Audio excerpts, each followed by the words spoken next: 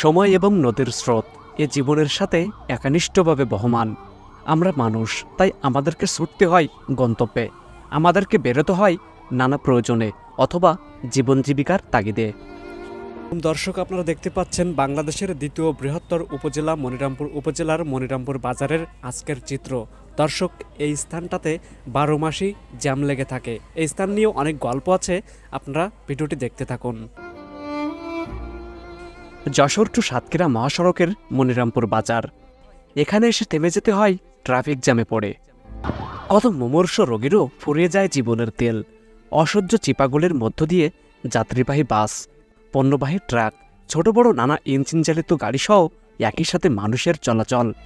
হাতে সময় নিয়ে আমরা যারা বের হই, আমাদের এতে আফসোস নেই, কিন্তু যাদেরকে নিয়ে সাইরেন বাজিয়ে উন্নত চিকিৎসার জন্য কোনো এক মুমূর্ষ রোগী নিয়ে ছুটে চলেছেন অ্যাম্বুলেন্স, তাদের কি হবে?